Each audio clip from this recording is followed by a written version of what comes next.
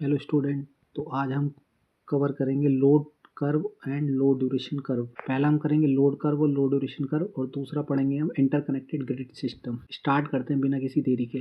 तो load curve क्या होता है या लोड कर्व हमें क्या बताता है? लोड कर्व बताता है कि किस टाइम कितना लोड था। ये सिर्फ एक पर्टिकुलर टाइम के बारे में ही बता रहा होता है कि इस टाइम पर इतना लोड था पावर स्टेशन पे।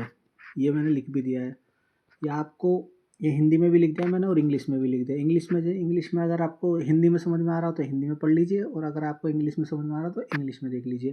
जैसे लोड, इंग्लिश में क्या बोला, load curve tell how much load was there on the power station at given time. मतलब एक पर्टिकुलर टाइम पर कितना लोड था पावर स्टेशन में, सिर्फ यही बताता है लोड कर्व, और कुछ नहीं बताता। और जो लो ड्यूरेशन कर्व होता है, ये लो ड्यूरेशन कर्व बताता है कि वो लोड कब तक लगा रहा है। ये टाइम को भी दिखाता है लो ड्यूरेशन कर्व की, जो लो पावर स्टेशन पे जो लोड है वो कब से लेके कब तक लगा रहा, कितने टाइम तक वो लोड था पावर स्टेशन पर। यही लिख रखा है मैंने यहाँ पे, और ये मैंने हिंदी में भी लिख दिया और इंग्लिश में भी लिख दिया। जैसे load duration curve tell how much load is being applied on the power station for how long. और जो एरिया जो होता है अंडर द लोड कर्व और जो एरिया जो होता है under the low duration curve, दोनों क्या होते हैं, इक्वल होते हैं। तो चलो आगे चलते हैं। जैसे ये लोड कर्व है, ये लोड कर्व का है और ये लो ड्यूरेशन कर्व का है। मैं अभी दोनों बता देता हूँ क्या है ये। जैसे लोड कर्व मैंने बताया था कि ये डी, या तो लोड कर्व कह दो इसे, या तो डेली लोड कर्व कह दो, ये उसी का ही है। क्योंकि ये वाई एक्सिस में क्या दे रखा, लोड इन मेगावाट, और ये टाइम को दिखा रहा है पूरे 24 घंटे का, टाइम इन ए डे भी कह सकते हो आप इसे। ऐसी लो ड्यूरेशन कर्व है। ये क्या, वाई एक्सिस हमें क्या दिखा रहा है, ये वाला जो एक्सिस है ये हमें क्या दिखा रहा है, लोड को इन मेगावाट में, और ये जो एक्स एक्सिस है ये आवर को दिखा रहा है, हमारे टाइम को 24 घंटे के। जैसे कि ये देखो, ये 12 AM हो गया, 4 AM, 8 AM, 12 PM, 16 का मतलब हो गया तुम्हारा 4 PM, और 20 का मतलब हो गया 8 PM, और 25 का मतलब हो गया 12 AM, जो पूरा 24 घंटे की एक साइकिल जो हमारी कंप्लीट हो जाएगी। जैसे मैंने कहा था लोड कर्व जो होता है सिर्फ एक पर्टिकुलर टाइम पे ही बताता है कितना लोड था पावर स्टेशन पे। जैसे 4 AM पे अगर हम देखें तो कितना लोड दिखाई दे रहा है, ये रहा 15 मेगावाट का लोड था 4 AM पे, और जबकि मिड नाइट में कितना था 12 AM पे, सिर्फ 5 मेगावाट का था। तो जैसे जैसे जैसे 12 AM से 4 AM, जैसे अर्ली मॉर्निंग में देखा तो हमारा क्या हुआ, लोड बढ़ा है। ये रहा 4 AM पे कितना, 12 AM पे कितना था हमारा 5 मेगावाट, और 4 AM पे कितना हो गया 15 मेगावाट का।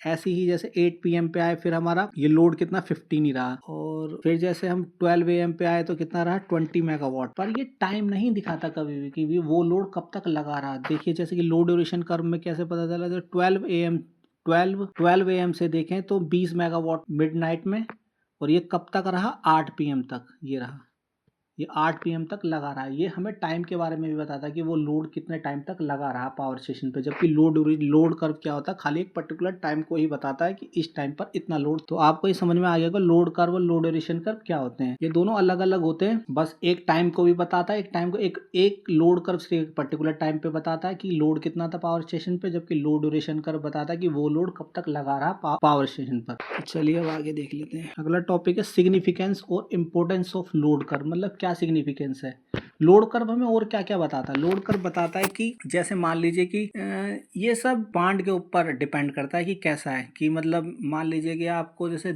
एक मान लीजिए, जैसे एक स्टेट मान लीजिए दिल्ली हो गई और एक यूपी हो गई, ठीक है। मान लीजिए कि दिल्ली की जो डिमांड है वो 50 मेगावाट की है, और जो फॉर एन एग्जाम्पल जैसे कि दिल्ली की 50 मेगावाट की और यूपी की कितनी हो गई 100 मेगावाट की डिमांड हो गई। तो उसी के हिसाब से ही हम क्या करते हैं, पावर स्टेशन को सेटअप करते हैं कि उसमें कितनी जनरेटिंग यूनिट लगेंगी। जनरेटिंग यूनिट का मतलब होता है कितने अल्टरनेटर लगेंगे और कितने साइज के लगेंगे। साइज का मतलब है कितने मेगावाट के लगेंगे। मतलब अगर मान लो दिल्ली को चला रहे हो तो ये छोटी हो गई और यूपी बहुत बड़ी है, तो इसका साइज भी बढ़ जाएगा और नंबर ऑफ यूनिट्स भी बढ़ जाएंगी उसके अंदर, और साइज भी बढ़ जाएगा। दिल्ली को देखते हैं तो उसमें साइज क्या होगा कि दिल्ली की जो डिमांड होगी वो यूपी के कंपैरिजन में कम होगी, तो वहाँ पे जो अल्टरनेटर्स होंगे वो भी कम चाहिए होंगे और उनका साइज भी कम ही होगा। एक तो ये बताता, तो उनका सबका अपना अपना लोड कर्व होगा। जैसे साइज पॉइंट यही बताता है कि साइज और नंबर ऑफ जनरेटिंग यूनिट के बारे में बताता है, इंपॉर्टेंस जो होती है इसकी लोड कर्व की। दूसरा होता है कि ये शेड्यूल प्रिपेयर करने के लिए भी हेल्प करता है पावर स्टेशन का। शेड्यूल का मतलब होता है जैसे कि कितने टाइम तक चलेगी कोई भी चीज़। मतलब मान लीजिए 5 अल्टरनेटर लगा रखे हैं हमने, तो 5 में से कितने डिमांड के अकॉर्डिंग ये सब यूज़ होता है। जैसे कि मान लीजिए कि मिडनाइट है या अर्ली मॉर्निंग है या फिर दोपहर का टाइम है, मतलब इस हिसाब से क्या होता है ये अल्टरनेटर कि कौन सा कितने अल्टरनेटर चलने चाहिए एक टाइम पर to fulfil the demand of the load. ये उसका ऑपरेशन शेड्यूल भी प्रिपेयर करके देता है। जैसे इंस्टॉल्ड कैपेसिटी कह दो या प्लांट कैपेसिटी कह दो, एक ही बात होती है, ये उसके बारे में भी बताता है। और ऑपरेशन शेड्यूल जो जनरेटिंग यूनिट मैंने आपको बताई दिया, जैसे अल्टरनेटर वगैरह होते हैं, कितने कितने अल्टरनेटर चलेंगे एक टाइम पे, ये उसके बारे में भी बताता है। उसका ऑपरेशन शेड्यूल भी प्रिपेयर करके देता है कि डिपेंड करता है कि तुम क्या डिमांड है, मतलब सप्लाई, मतलब जो लोड की क्या डिमांड है। जैसे मैंने बताया दिल्ली है या यूपी है, जो जितना बड़ा एरिया होगा उतनी ज़्यादा डिमांड होगी। बस ये बताता है इसके बारे में, और कुछ नहीं होता इसके अंदर। ये 4 पॉइंट होते हैं इसमें। पहला ये है, दूसरा ये है। पहला साइज और नंबर ऑफ जनरेटिंग यूनिट बताता है, और दूसरा बताता है शेड्यूल प्रिपेयर करके देता है पावर स्टेशन के, और तीसरा होता है इंस्टॉल्ड कैपेसिटी के बारे में बताएगा प्लांट की, और चौथा होता है operation schedule of generating unit, मतलब जो अल्टरनेटर लगाया है उसका भी शेड्यूल प्रिपेयर करके देगा कि कितने कितने अल्टरनेटर किस किस टाइम पर चलेंगे और कितने कितने साइज के चलेंगे, इसके बारे में बताता है। चलिए अब आगे देख लेते हैं। जैसे ये लोड कर्व है, ये वाई एक्सिस वही बता रहा है कि लोड इन मेगावाट, और ये टाइम हो गया। जैसे ये वाला पॉइंट देख रहे हो, ये होता है maximum demand of a day. ये 24 घंटे वाला, तो डेली लोड कर्व भी बोल सकते हो इसे। ऐसे ईयर का भी अलग होता है, ऐसे ही मंथ्स का भी अलग होता है, ऐसे वीक्स का भी अलग होता है, पर ये डेली लोड कर्व का है क्योंकि 12 AM से 12 AM तक ही है। चलिए मैं दिखा देता हूँ, मैंने एक और डायग्राम बना रखा है, उसमें ठीक से बता दूंगा। ये देख रहे हो कैसे कैसे डिमांड चेंज हो रही है लोड की। ये डिमांड चेंज हो रही है लोड की कि किस टाइम, जैसे 12 AM पे कितनी थी, 100 मेगावाट की डिमांड थी, फिर ऐसी घटते हुई चाहिए 4, जैसी 4 AM हुआ तो क्या हुआ, डिमांड फिर घट गई। फिर जैसी, तो मैक्सिमम यहाँ पहला पीक आया इस जगह पे, पहला मतलब 8 और 12 AM के बीच में यहाँ कहीं पे आया। मान लेते हैं कि 9 या 10 AM पे क्या हुआ, डिमांड एकदम सडन चेंज हुई। ये कितने 250 मेगावाट के आसपास ये पहुंच गई। ऐसे देखोगे तो यहाँ पे 300 से कम ही रही, पर बढ़ी एकदम, स्पाइक आई एकदम डिमांड में। ऐसी ही जो मैक्सिमम डिमांड कितने बजे आई है, ये आई है 11 PM पे, ये 500 मेगावाट की ये जो डिमांड है ये। चलिए मैं एक और दिखा देता हूँ, एक और मैंने बना रखा, उसमें ठीक से बता देता हूँ। जैसे ये है लोड कर्व, ये वाई एक्सिस लोड को दिखा रहा है और एक्स एक्सिस टाइम को दिखा रहा है इन आवर में, ठीक है। ये डेली लोड कर्व है, तो ये जो पीक पॉइंट होता है, ये वाला जो पॉइंट है, एक मिनट रुकिए, ये जो पॉइंट है ये वाला, ये मैक्सिमम डिमांड को दिखाता है। ये जैसे डेली लोड कर्व है तो मैंने डेली के हिसाब से, ऐसी वीक का भी बनता है और ऐसे ही ईयर का भी बनता है, तो ये मैंने डेली लोड कर्व बनाया है। तो ये पूरे दिन में ये जो पीक पॉइंट होता है ये क्या दिखाता है, मैक्सिमम डिमांड दिखाता है, पावर स्टेशन पे मैक्सिमम डिमांड कितनी है, ये बस ये दिखाता है। और जो ये एरिया जो है, ये वाला जो एरिया है इस लोड कर्व के एरिया का, ये क्या, ये शो करता है नंबर ऑफ यूनिट जनरेटेड कह दो या कंज्यूम कह दो या सप्लाई कह दो, इन डे कितनी सप्लाई हुई है या कितनी कंज्यूम हुई है लोड से, या कितनी जनरेट करी है हमने, कुछ भी कह सकते हैं एनर्जी को, ये दिखाता है। चलिए और आगे देख लेते हैं। जैसे एवरेज लोड क्या होता है, एवरेज लोड होता है area in kilowatt hour under daily load curve divide by 24 hour, ये होता है एवरेज लोड। ये रहा, ये एरिया को अगर हम area under the load curve को डिवाइड कर देंगे 24 आवर से, तो ये क्या मिल जाएगा हमें, एवरेज लोड मिल जाएगा। ऐसी डेली लोड फैक्टर का क्या मतलब हो गया, number of unit consume per day.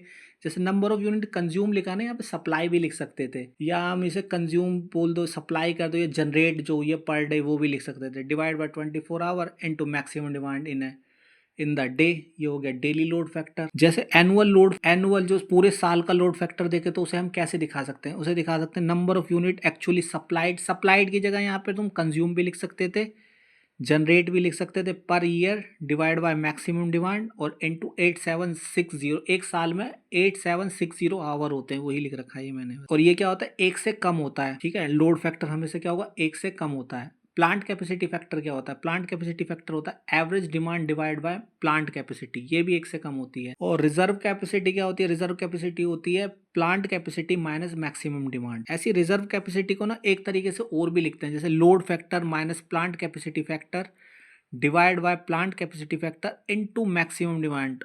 ये MD जो लिख रखा है ना मैंने, ये मैक्सिमम डिमांड को दिखा रहा है, ठीक है। वैसे रिजर्व कैपेसिटी को ना तुम ये भी कह सकते हो, हॉट रिजर्व भी कह सकते हो।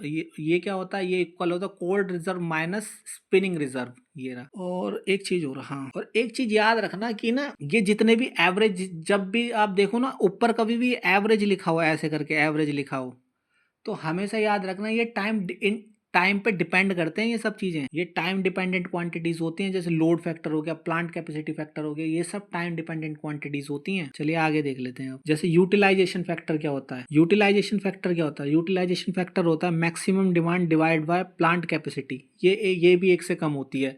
ऐसी यूटिलाइजेशन फैक्टर को एक तरीके से और भी दिखाते हैं हम। जैसे ये दिखाते हैं, जैसे टाइम जिसमें प्लांट हमारा टाइम, मतलब वो टाइम जिसमें प्लांट हमारा फंक्शन था, और डिवाइड बाय टोटल टाइम जिसमें हमारा प्लांट फंक्शन नहीं कर रहा था, ये भी एक से कम होता है। और एक चीज और, प्लांट कैपेसिटी फैक्टर जो होता है यूटिलाइजेशन फैक्टर के कब इक्वल होता है? वो तब इक्वल होता है जब प्लांट हमारा पूरी साल चलता है। जब उस टाइम पे क्या होता है, utilization factor plant capacity factor के इक्वल हो जाता है। ये वाली पॉइंट ये है। ऐसी डिमांड फैक्टर क्या होता है? डिमांड फैक्टर होता है maximum demand divide by load connected, ये भी एक से कम होता है। और डाइवर्सिटी फैक्टर क्या होता है? Sum of individual load individual maximum demand divide by maximum demand, ये एक से बड़ा होता है। और एक चीज और याद रखना कि ये जितनी, जब भी ये मैक्सिमम ऊपर आती है ना, मैक्सिमम डिमांड हो गई, ये जितनी भी आती है, ये टाइम इंडिपेंडेंट क्वांटिटीज होती हैं, ये कभी टाइम पे डिपेंड नहीं करती। और जनरेटिंग कॉस्ट बोल दो या जनरेशन कॉस्ट बोल दो, या जनरेटिंग कॉस्ट जो होती है, मतलब पर यूनिट एनर्जी की जो कॉस्ट होती है, जनरेटिंग कॉस्ट होती है, वो हमेशा क्या होती है? इन्वर्सली प्रोपोर्शनल होगी लोड फैक्टर और डाइवर्सिटी फैक्टर की, हमेशा इन्वर्सली प्रोपोर्शनल होती है। आप कहेंगे तो मैं इसे ब्रीफ में भी पढ़ा सकता हूँ और ज्यादा एक्सप्लेन करके भी पढ़ा सकता हूँ हर एक फैक्टर क्या क्या होता है, पर मैं सिर्फ ये वही पढ़ा रहा हूँ जो पेपर में पूछे जाते हैं। ये बस मैं अर्जेंट के उस पर पढ़ाता हूँ कि मतलब जब पेपर आ रहा है तो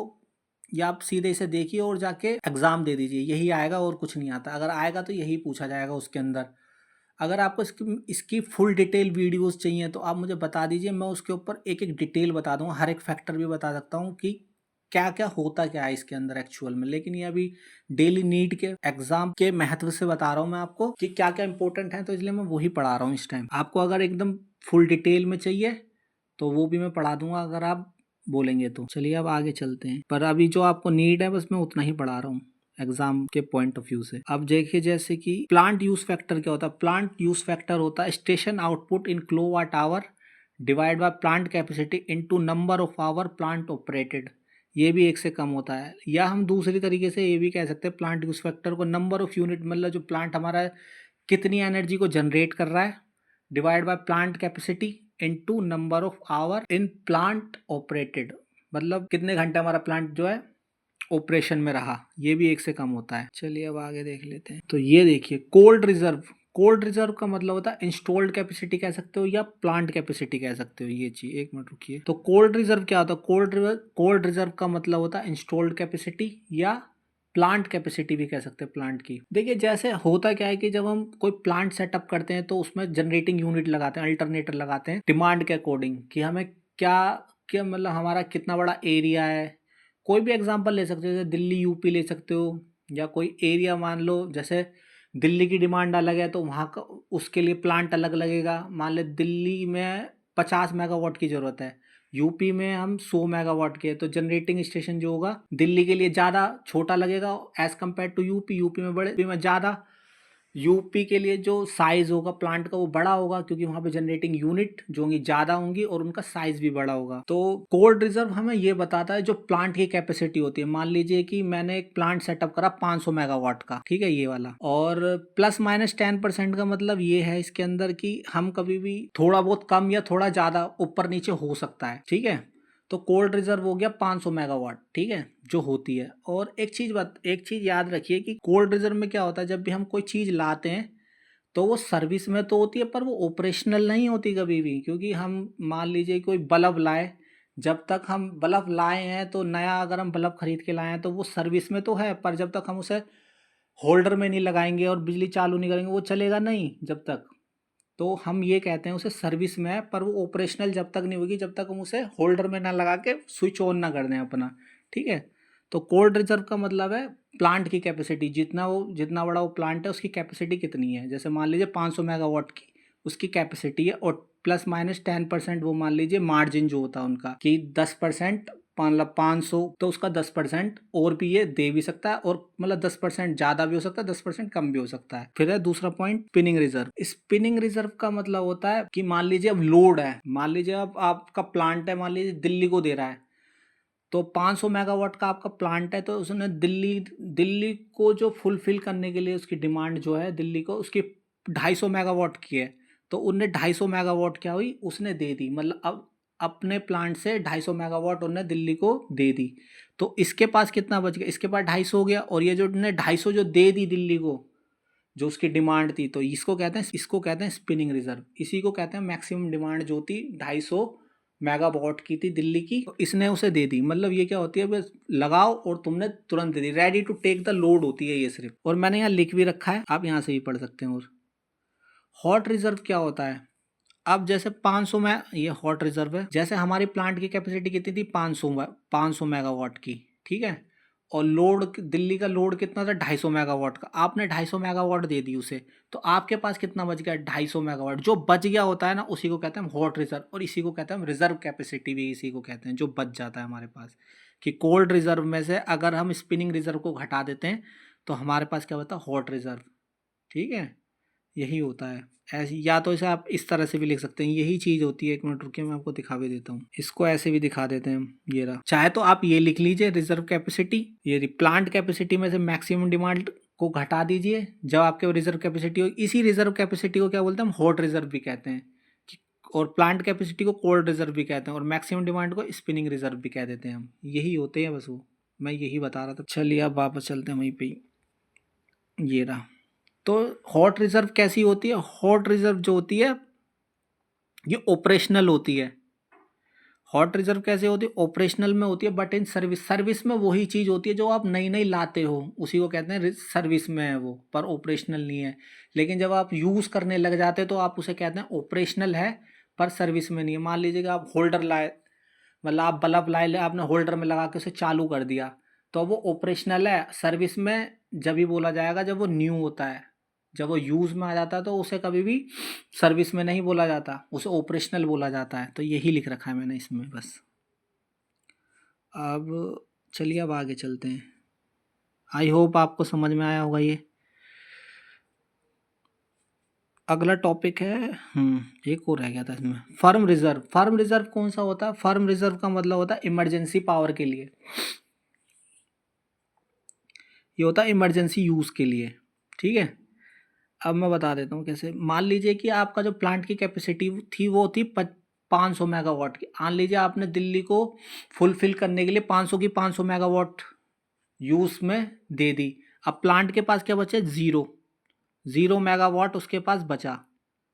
तो ये जो प्लस माइनस 10% का कभी, क्योंकि कोई भी अगर हम चीज़ बनाते हैं ना तो हम ये नहीं चाहते कि थोड़ा बहुत एक्स्ट्रा भी उसके अंदर कैपेबिलिटी हो कि ओवरलोडिंग भी वो झेल जाए, तो 10% यही है। मान लीजिए कि अब 50 मेगावाट की मुझे और ज़रूरत है, तो मैं ये चाहूँगा उस अल्टरनेटर से ये एकदम शट ना बैठ जाए, ये इस 50 मेगावाट को भी फुलफिल कर दे। तो इसी को कहते हैं इमरजेंसी यूज़ के लिए हम यूज़ करते हैं हम इसे, ठीक है, ये इसकी फुलफिल कर दे ये, ठीक है, ओवरलोडिंग कंडीशन में भी ये इसे झेल जाए। चलिए अब आगे चलते हैं, और यह है डाइवर्सिटी फैक्टर। अगला टॉपिक है डाइवर्सिटी फैक्टर, यह है डाइवर्सिटी फैक्टर, ठीक है। ये भी पूछा जाता है हमेशा पेपर में, जैसे रेजिडेंटल लाइटिंग, कमर्शियल लाइटिंग और जनरल पावर सप्लाई। जैसे ये पूछा जाता है रेजिडेंटल लाइटिंग और कंज्यूमर के बीच में कितना डाइवर्सिटी फैक्टर है, तो 3.4 होता है। ऐसी ही कमर्शियल लाइटिंग और कंज्यूमर के बीच में कितना होता है, 1.5 होता है। ऐसी जनरल पावर सप्लाई और कंज्यूमर के बीच में कितना होता है, 1.5 होता है। ऐसी ट्रांसफॉर्मर और रेजिडेंटल लाइटिंग के बीच में कितना होगा, 1.3 होता है। कमर्शियल लाइटिंग और ट्रांसफॉर्मर के बीच में भी 1.3 होता है। जनरल पावर सप्लाई और ट्रांसफॉर्मर के बीच में क्या होता है, 1.3 होता है।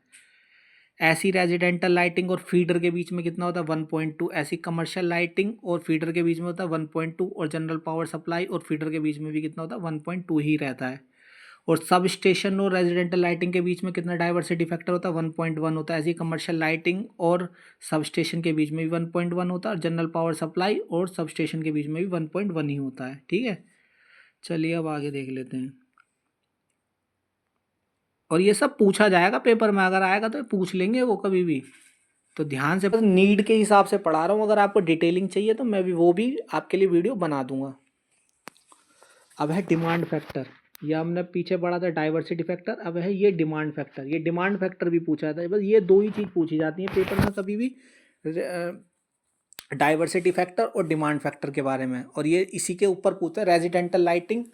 ऐसी कितने तरह के ये सब कंज्यूमर्स हैं, जैसे रेजिडेंटल लाइटिंग में होम्स वगैरह आ जाते हैं, कमर्शियल में ये रेस्टोरेंट थिएटर वगैरह आ जाते हैं, और जनरल पावर सप्लाई में ये जो मोटर्स वगैरह होती हैं एचपी वाली वो आ जाती हैं। ऐसी रेजिडेंटल, जैसे रेजिडेंटल लाइटिंग में क्या होता है, जो लोड के ऊपर डिपेंड करता है, जैसे 1/4 किलोवाट का लोड है या 1/2 किलोवाट का लोड है या ओवर 1 किलोवाट का लोड है, तो उस हिसाब से डिमांड फैक्टर भी होता है रेजिडेंटल लाइटिंग में। जैसे 1/4 किलोवाट के लिए 1.1/4 किलोवाट लोड के लिए जो डिमांड फैक्टर होता है वो 1 होता है, ये 1 होता है। ऐसी हाफ किलोवाट लोड के लिए कितना डिमांड फैक्टर होगा, 0.6 होगा। और ऐसी ओवर 1 किलोवाट के लिए कितना डिमांड फैक्टर होगा, 0.5 वॉट, 0.5 डिमांड फैक्टर होगा। ऐसी कमर्शियल लाइटिंग में, कमर्शियल लाइटिंग कितने तरह कहाँ कहाँ यूज़ होती है, जैसे रेस्टोरेंट हो गया, थिएटर हो गया, होटल हो गया, स्कूल हो गया, स्मॉल इंडस्ट्री हो गया, स्टोर हो गया, तो इन सब के लिए अलग अलग डिमांड फैक्टर होते हैं। जैसे रेस्टोरेंट के लिए 0.7 होता है, थिएटर के लिए 0.6, होटल के लिए 0.5 होता है, और स्कूल के लिए क्या होता है 0.55 होता है, और स्मॉल इंडस्ट्री के लिए क्या होता है 0.6, और स्टोर के लिए कितना होता है 0.7 होता है। इसे याद करने के लिए ना ऐसे याद कर लेना आप, ये RTH, एक मिनट रुकिए, RTH और SSS, ऐसे इसे ऐसे ही, एक मिनट रुकिए मैं ठीक से ही बना देता हूँ, एस और एस, ऐसे याद कर लेना इसे। आर का मतलब कि restaurant, theatre, hotel, school, small industry और स्टोर, आप इसे ऐसे याद कर लेना। ये मैं इसी तरह से याद करता हूँ, RTH, SSS। और जनरल पावर सप्लाई में वो आ जाती है जैसे मोटर वगैरह जो होती हैं, जैसे कि 0.0 से लेकर 10 HP तक की मोटर के लिए कितना डिमांड फैक्टर होता है 0.75। ऐसी 10 से 20 HP की जो मोटर्स होती है उनके लिए डिमांड फैक्टर क्या होता है 0.65। ऐसे 20 से लेकर 100 HP की जो मोटर्स होती है उनके लिए डिमांड फैक्टर कितना होता है 0.555। और ओवर 100 HP के लिए कितना डिमांड फैक्टर होता है 0.5। बस यही होता है, ये दोनों चीज़ें पूछी जाती है, डिमांड फैक्टर भी पूछा जाता है और ये भी पूछा जाता है डाइवर्सिटी फैक्टर ही। इन तीनों लाइटिंग के ऊपर ही पूछा जाएंगे, रेजिडेंटल लाइटिंग, कमर्शियल और जनरल पावर सप्लाई, इन्हीं के ऊपर आएगा जब भी आएगा, ध्यान रखना एक चीज़ का। और अगर आपको फुल डिटेल वीडियो चाहिए तो आप मुझे बता दीजिए, मैं एक एक चीज़ भी एक्सप्लेन कर दूंगा आपको कैसे कैसे होते हैं, पर अभी जो नीड है उसके अकॉर्डिंग ही मैं आपको पढ़ा रहा हूँ। यही सिर्फ पेपर के, मैं सिर्फ पेपर के अकॉर्डिंग ही पढ़ा रहा हूँ जो पेपर में पूछा जाएगा, कोई और एक्स्ट्रा चीज़ नहीं पढ़ा रहा मैं इसके अंदर। चलिए अब पढ़ ले नहीं है। जैसे बेस लोड प्लांट कौन कौन से होते हैं, बेस लोड प्लांट और पीक लोड प्लांट जो होते हैं कौन कौन से होते हैं। जैसे बेस लोड प्लांट जो होते हैं वो तो न्यूक्लियर प्लांट होते हैं, जैसे कोल पावर प्लांट, ये कोल पावर प्लांट कह लो, ये थर्मल पावर प्लांट होता है, एक ही बात होती है। ऐसे हाइड्रो इलेक्ट्रिक पावर प्लांट बोल दो, और इन्हीं को हम कहते हैं run of river power plant भी इन्हीं को ही कहते हैं हम। ऐसी बायोगैस हो गया, बायोमास हो गया, बायोगैस बायोमास प्लांट होगा, ये भी बेस लोड प्लांट होते हैं। ऐसे जियोथर्मल प्लांट होते हैं, ये सारे के सारे किस में आते हैं बेस लोड प्लांट में। ऐसी पीक लोड प्लांट कौन से होते हैं, पीक लोड प्लांट वो होते हैं जैसे जो डीजल जनरेटर जो होते हैं, हम उनको as a peak load plant की तरह यूज़ कर लेते हैं। ये जो pump storage hydro power plant जो होते हैं उनको भी हम पीक लोड प्लांट की तरह यूज़ करते हैं। और गैस के जो प्लांट होते हैं उनको भी हम पीक लोड प्लांट की तरह ही यूज़ कर लेते हैं। फ़र्क क्या होता है कि जो बेस लोड प्लांट होते हैं ना, इनकी जो कैपिटल कॉस्ट होती है, जो इरेक्शन कॉस्ट जो होती है इनकी बहुत हाई होती है, इन्हें बनाने की जो कॉस्ट होती है बहुत हाई होती है, लेकिन जो इनकी रनिंग कॉस्ट होती है वो क्या होती है, लो होती है। लेकिन जो पीक लोड प्लांट में क्या होता है, जो कैपिटल कॉस्ट या इरेक्शन कॉस्ट जो होती है, बनाने की जो कॉस्ट होती है वो क्या होती है, वो लो होती है, बट इनकी जो रनिंग कॉस्ट जो होती है बहुत ज़्यादा हाई होती है। यही होता है। जैसे और ये देख लीजिए, जैसे विंड टरबाइन हो गया या विंड पावर प्लांट जो होगा, इनको हम बेस लोड प्लांट की तरह भी यूज़ करते हैं, पीक लोड प्लांट की तरह भी यूज़ करते हैं। तो ये डिपेंड करता है, जब चारों ऑप्शन आएंगे ना तो उसमें आपको देखना पड़ेगा कि मान लीजिए तीन एक जैसे हैं तो इनमें से एक ऐसा होगा कि मान लीजिए विंड पावर प्लांट ही दे रखा है उसके अंदर, और दो ये दे रखे हैं पीक लोड प्लांट, तो आपको इसको इसमें ही ऐड करना पड़ेगा। फिर ये इसमें से एक प्लांट होगा कि आपको इसे डिफरेंट कर देना होगा। ऐसे ही वो पूछते हैं वहाँ पे। चलो मैं जब क्वेश्चन कराऊंगा ना, जब आपको समझा दूंगा कैसे पूछेंगे वो। ऐसे सोलर प्लांट को भी हम दोनों प्लांट की तरह ही यूज़ करते हैं, बेस लोड प्लांट की तरह भी यूज़ करते हैं, पीक लोड प्लांट की तरह भी यूज़ करते हैं हम इसको भी। ऐसी स्टोरेज टाइप जो हाइड्रो पावर प्लांट होते हैं उनको भी दोनों तरीके से यूज़ करते हैं, बेस लोड प्लांट की तरह भी, पीक लोड प्लांट की तरह भी। ठीक है, चलिए आगे चलते हैं। जो पीक लोड प्लांट जो होते हैं ना, फॉर उनके अगर हमें इकोनॉमिकल ऑपरेशन चाहिए पीक लोड प्लांट से, तो उनकी जो एफिशिएंसी होनी चाहिए वो 50 से 75% होनी चाहिए। एक मिनट रुकिए। 50 से 75% होनी चाहिए for the economical operation of the peak load plant. और लोड फैक्टर जो होता है पीक लोड प्लांट का कभी भी 100% नहीं होता। और इनके एडवांटेज क्या होती है पीक लोड प्लांट की? फ्लेक्सिबल ऑपरेशन होता है, क्विक रेस्पॉन्स होता है, मतलब कि अगर एकदम डिमांड बढ़ जाती है तो हम तुरंत के तुरंत क्या करते हैं, हम इनका भी यूज़ कर लेते हैं, क्विक रेस्पॉन्स हो जाता है। और ये क्या होता है, मीट कर देते हैं पीक डिमांड को भी हमारी। एकदम सडन मान लीजिए कि बेस लोड प्लांट उतना फुलफिल नहीं कर पा रहा, करेंगे पीक लोड प्लांट का भी यूज़ करके उस डिमांड को फुलफिल कर देंगे। ठीक है, चलिए अब आगे चलते हैं। और फिर है इंटर कनेक्टेड ग्रिड सिस्टम। तो ये बचा अब हमारा last topic, interconnected grid system. Interconnected grid system का क्या मतलब होता है? इंटरकनेक्टेड ग्रिड सिस्टम का मतलब होता है क्या होता है कि कई सारे सर्वल जनरेटिंग स्टेशन को क्या करते हैं हम पैरेलली कनेक्ट कर देते हैं। पैरेलल कनेक्ट करने के ना बहुत सारे फायदे होते हैं। इन्हें क्या करते हैं पैरेलली कनेक्ट कर देते हैं कई सारे जनरेटिंग स्टेशन को। इनके फायदे क्या होते हैं, एडवांटेजेस क्या होती हैं ऐसा करने से? एक तो हम जो पीक लोड जो होता है उन्हें एक्सचेंज कर पाते हैं आराम से। दूसरा होता है ओल्डर प्लांट जो हम यूज़ नहीं कर पाते उन्हें भी पीक लोड प्लांट की तरह हम यूज़ कर लेते हैं। तीसरा, हम इकोनॉमिकल ऑपरेशन भी कर पाते हैं, सस्ते पड़ते हैं फिर हमें ये ऐसे करने से। और डाइवर्सिटी फैक्टर जो होता है वो भी हमारा क्या होता है, इंक्रीज़ हो जाता है। डाइवर्सिटी फैक्टर इंक्रीज़ होने से क्या होगा, जो जनरेटिंग कॉस्ट जो होगी पर यूनिट की वो भी कम हो जाएगी हमारी। प्लांट की जो रिजर्व कैपेसिटी होती है वो भी क्या होती है, वो भी घट जाती है हमारी। तो की प्लांट पे क्या होता है, अगर हम ऐसे करते हैं मतलब इंटरकनेक्टेड ग्रिड सिस्टम रहता है तो उससे क्या होता है कि जो प्लांट होता है उस पर जो लोडिंग होती है वो कम हो जाती है, हैवी लोडिंग पे नहीं आ पाता। और रिलायबिलिटी जो होती है सप्लाई की वो भी क्या होती है, इंक्रीज़ हो जाती है। और फ्रिक्वेंसी कंट्रोल भी क्या होता है, बेटर हो जाता है। तो आई होप आपको समझ आया होगा।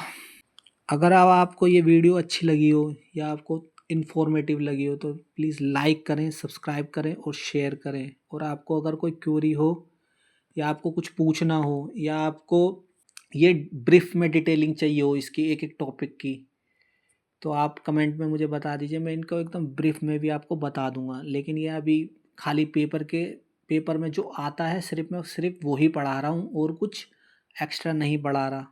अगर आपको ब्रीफ चाहिए तो आप मुझे बताइए, मैं आपको ब्रीफ डिटेलिंग भी बता दूंगा इनकी सबकी, ये होते कैसे कैसे हैं। ठीक है।